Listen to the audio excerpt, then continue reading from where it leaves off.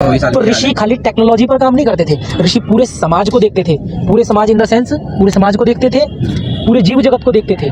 आज मनुष्य 5G network लगा रहा है लेकिन उनको चिड़िया की चिंता नहीं है, पक्षियों की चिंता नहीं है, ठीक है। समग्रता देखते थे हमारे ऋषि। अभी से पैसे की चिंता, पैसे की चिंता। जो माता बहनें रसोई में बैठ करके और महाराणा प्रताप पैदा करती थी, अब लोग कहेंगे महाराणा प्रताप रसोई में बैठ के पैदा हो जाते हैं। बिल्कुल होते हैं। कैसे होते हैं? रसोई में बैठ करके महाराणा प्रताप ऐसे पैदा होते हैं। हमारे जो ऋषि थे ना, ठीक है, पढ़ते बहुत थे, श्रवण बहुत करते थे, सुनते बहुत थे, ठीक है। उसके बाद में मनन करते थे, चिंतन करते थे, उसके बाद में छोटे छोटे सूत्र दे देते थे, ठीक है। पूरा का पूरा योग दर्शन मतलब मोक्ष शास्त्र जिसको बोला जा रहा है, 200 सूत्रों के अंदर में निपटा दिया, छोटे छोटे, ठीक है। और उनको डिकोड करने लग जाओ तो मतलब एक एक सूत्र के ऊपर पता नहीं कितने कितने घंटों आप बात कर सकते हो, ठीक, एक एक सूत्र के ऊपर। इसी तरीके से भाई हमारे ऋषियों ने बोल दिया कि भाई धर्म 10 लक्षण हैं, ठीक है। सबसे पहला लक्षण धैर्य है धर्म का, ठीक है। तो एक चीज़ जो धैर्य को बोला वो क्यों बोला, कितनी रिसर्च करके बोला होगा, भयंकर रिसर्च करके बोला है। लेकिन आज क्या हो गया है कि ये सब चीज़ें दूर हो गई हैं। जिसको जो मन में आता है वही बोल देता है, जो मन में आता है वही बोल देता है, ठीक है। खचड़ा मचाया हुआ है, खचड़ा मचा दिया है। जिसको जो मन में आ रहा है वही बोल रहा है। क्यों?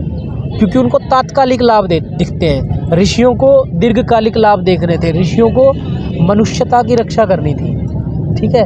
पूरा जो जीव जगत है ना, उसके कल्याण के लिए कार्य करता था जो हमारे ऋषि थे, उसके कल्याण के लिए। आज अगर कोई एक टेक्नोलॉजी आ जाए, ठीक है, एक टेक्नोलॉजी आ गई, मान के चलिए कि आज एक टेक्नोलॉजी ले आए हैं। क्या टेक्नोलॉजी ले आए हैं? कि भाई इलेक्ट्रिक कार्स बनाएंगे, ठीक है। इलेक्ट्रिक कार जो है जब बनेगी उसके लिए बैटरी बनानी पड़ेगी।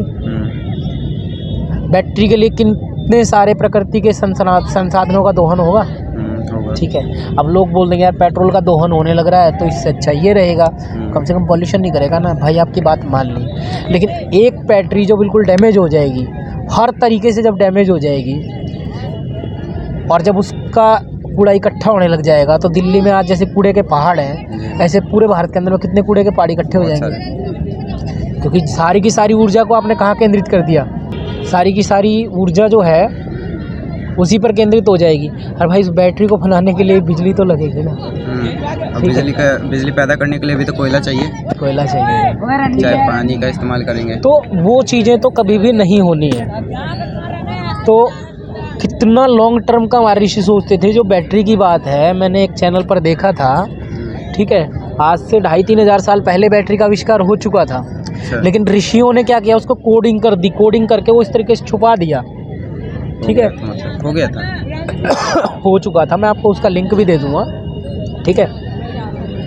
तो छुपा दिया था ताकि राजा तक को नहीं दिया, क्योंकि राजा यूज़ करता, फिर धीरे धीरे प्रजा में आता और फिर क्या होता, फिर सब लोग उसका इस्तेमाल करते। तो आज जो 2500-3 हज़ार साल बाद में हमने मान लो 20-30-40 साल के अंदर दिल्ली में कूड़े का पहाड़ है, 2500-3 हज़ार साल के अंदर में कूड़े के पहाड़ पे होते अगर उस समय ऋषियों ने शुरू कर दिया होता। अभी तो 100 साल। तो ऋषि खाली टेक्नोलॉजी पर काम नहीं करते थे, ऋषि पूरे समाज को देखते थे।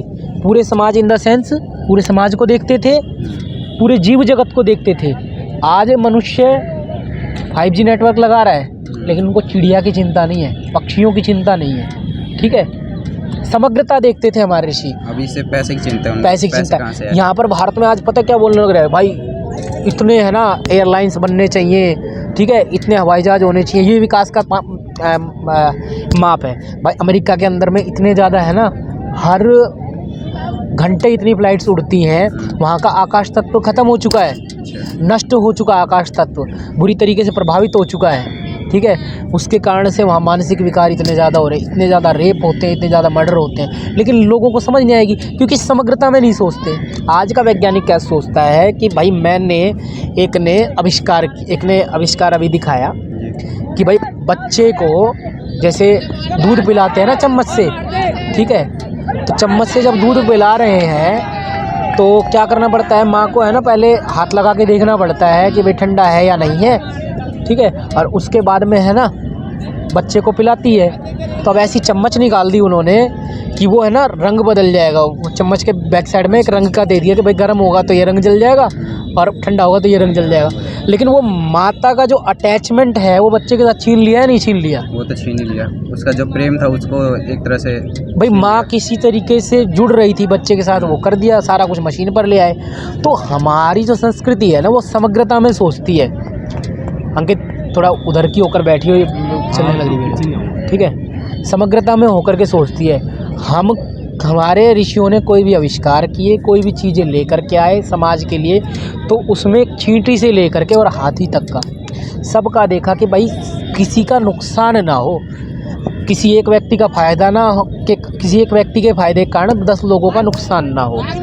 आज हम जैसे देखते हैं, लोग बोलते हैं भाई स्विगी ज़ोमैटो आ गया ना, लोगों को खाने की बहुत सारी सुविधाएं मिल रही, लेकिन स्विगी ज़ोमैटो के आने से कितनी सारी समस्याएं हुई हैं आपको पता है? एक समस्या तो ये हो गई है कि लोग बाहर का ज़्यादा खाने लग गए हैं, माताएं बहनें भी बाहर से मंगाने लग गई हैं। जो माता बहनें रसोई में बैठ कर के और महाराणा प्रताप पैदा करती थी, अब लोग कहेंगे महाराणा प्रताप रसोई में बैठ के पैदा हो जाते हैं। बिल्कुल होते हैं। कैसे होते हैं? रसोई में बैठ कर के महाराणा प्रताप ऐसे पैदा होते हैं कि भोजन से ही है ना आपके शरीर में बल आता है। लिखा भी हुआ है उपनिषदों में, अन्नो वही प्राण, अन्न ही प्राण है, ठीक है। हम जो भोजन करते हैं उससे रस बनता है, उससे रक्त बनता है, उससे मांस मेद अस्थि मज्जा शुक्र बनता है, हमारा वीर्य बनता है। वही वीर्य पूरे शरीर में जाकर के हमको ताकत देता है, ठीक है। वही वीर्य हमारी बुद्धि में जाकर के हमारी बुद्धि को बढ़ाता है, हमारी मस्तिष्क के तंतुओं को मजबूत करता है, हमारी सोच को बारीक बनाता है, ठीक है, ज्ञान शक्ति को बढ़ाता है। वही अन्न, ठीक है। लेकिन अब वो अन्न कौन बना करके दे रहा है? बाहर कंपनी वाले। अब देखना इसमें क्या क्या चीज़ें हैं। एक तो वो उसमें ऐसी ऐसी चीज़ें डालते हैं जिससे स्वाद बढ़े, उसका पोषण ख़त्म करते हैं। माँ ऐसी चीज़ें नहीं डालती है, माँ डालती है वो चीज़ें जिससे स्वाद भी बने और पोषण भी ख़त्म ना हो, पहली चीज़। दूसरा, कभी आपने भंडारे के अंदर प्रसाद खाया होगा, कोई अलग अलग प्रकार के भंडारे भारत में चलते हैं, उनका प्रसाद टेस्टी होता है। आप घर में कोई कार्यक्रम कर रहे हैं, कोई धार्मिक कार्यक्रम कर रहे हैं, उस दिन अगर आप हलवा पूरी बनाओ, ठीक है, और दिन हलवा पूरी बनाओ, कौन से दिन ज़्यादा स्वाद होता है? उस दिन वाले में। क्यों होता है? क्योंकि उसके दिन हमारी भावनाएं जुड़ी, हम उस दिन है ना उसको प्रसाद समझ करके बना रहे हैं। हमारी माताएं इसी प्रकार से प्रसाद समझ करके बनाती हैं खाने को। तब महाराणा प्रताप शिवाजी पैदा होते हैं। अब जो माताएं बाहर से मंगा करके बच्चों के शरीर में डालने लग रही हैं खाना, उससे शिवाजी पैदा होंगे, महाराणा प्रताप पैदा होंगे। जोमेटो स्विगी आने से है ना शिवाजी महाराणा प्रताप बनने इस भारत में बंद हो जाएंगे, क्योंकि इसका पेनिट्रेशन धीरे धीरे फैल रहा है। हर घर के अंदर खाना बन रहा है, डिलीवरी करने लग रही हैं और लोगों के भी डिलीवरी ऑर्डर्स बढ़ते जा रहे हैं, कम नहीं हो रहे, बढ़ते जा रहे हैं। तो हमारे समाज ने कभी इन चीज़ों को एक्सेप्टेंस नहीं दी, जो भारतीय समाज कहा जाता है। जो एक्चुअल आज का समाज जो हमारा भारतीय है ना, ये मीडिया द्वारा संचालित है, ये अर्थतंत्र द्वारा संचालित है, और सीधे शब्द में बोलें तो विश्व के शासकों द्वारा संचालित है। वो जैसा चाहते हैं इस समाज को बनाना, उस तरीके के इन्वेंशंस होते हैं यहाँ पर। उसी तरीके की पढ़ाई जा रही है, और पढ़ाई जैसी पढ़ाई जाएगी वैसे ही तो इन्वेंशन होंगे। आपको अगर मैं हूँ, मेरे को बहुत सारी विद्याएं आती हैं मान लो, ठीक है, लेकिन मैं उनका बिजनेस में कन्वर्ट नहीं कर रहा हूँ। क्यों कन्वर्ट नहीं कर रहा हूँ? क्योंकि मेरे को लॉन्ग टर्म दिखने लग रहा है। मेरे को लॉन्ग टर्म क्या दिखने लग रहा है? भाई मेरे पास बहुत सारी विद्याएं हैं, मैं भी ऑनलाइन कोर्सेज चला सकता हूँ अपने, ठीक है। मैं ऑनलाइन कोर्सेज क्यों नहीं चला रहा हूँ? क्योंकि वहाँ से एक चीज़ का नाश होता है, लोग ज़्यादा से ज़्यादा मोबाइल पर डिपेंड होंगे, ठीक है। ऑनलाइन क्लासेस ज़्यादा बढ़ेंगी तो लोग है ना, जैसे हम लोग आपस में बैठ करके बातें कर रहे हैं, इस तरीके से नहीं होगा। ऑनलाइन रहेंगे, उस ट्रैप में फंसते चले जाएंगे, लोगों की आंखें वीक होने लग जाएंगी, लोग एक जगह बैठ जाएंगे। आज क्लासरूम्स क्या हैं? एक जगह लोग बैठ जाते हैं। गुरुजी रविंद्र शर्मा जी को सुनना आप, ठीक है। लोग क्या है, एक जगह बैठ जाते हैं। आज की क्लासरूम ऐसी है, गुरुकुल ऐसे नहीं होते थे। पुरानी क्लासरूम जो हमारे भारतीय समाज की थी ना, वो ऐसी नहीं होती थी, वो लाइव होती, जैसे बच्चे अभी खेल रहे हैं ना, कुछ कर रहे हैं, इस तरीके से ही जीवन की विद्याएँ सिखा देते थे। अब बच्चा जो 20 साल तक बैठ करके जिसने पढ़ाई की है, अभी तक तो क्लासरूम में बैठ करके पढ़ाई करी थी, वो किसी काम लायक नहीं रहता, वो मेहनत करने लायक नहीं रहता। ठीक है। आलसी हो अब जाता है। हाँ, आलसी हो जाता है, वो नहीं कर पाता मेहनत। अब जो सीधा उसमें पढ़ेगा, मान लो किसमें, कंप्यूटर में पढ़ेगा, मोबाइल में पढ़ेगा, वो और कितना आलसी हो जाएगा। लेकिन ये बात समझ में नहीं आएगी। क्यों? क्योंकि उसका प्रचार तंत्र इतना मजबूत है ना कि हमारे दिमाग में घुसा दिया भाई ऑनलाइन पढ़ाई से ये फ़ायदे, ये फ़ायदे, ये फ़ायदे, ये फ़ायदे। हमारे ऋषियों ने कभी भी इस तरीके से काम नहीं किया। हमारे ऋषियों ने आज का देखा, 500 साल बाद, 1000 साल बाद का देखा, चींटी से लेकर के हाथी तक का देखा, शरीर का देखा, मन का देखा, आत्मा का देखा, इंद्रियों का देखा, हर चीज़ का देखा, बारीक से बारीक चीज़ों का, आकाश तत्व का देखा, पृथ्वी तत्व का देखा, जल तत्व का देखा, भूमि तत्व का देखा, अग्नि तत्व का देखा, सारे तत्वों का, पूरे ब्रह्मांड को देख करके उन्होंने कोई भी इन्वेंशंस है ना समाज के सामने लाए।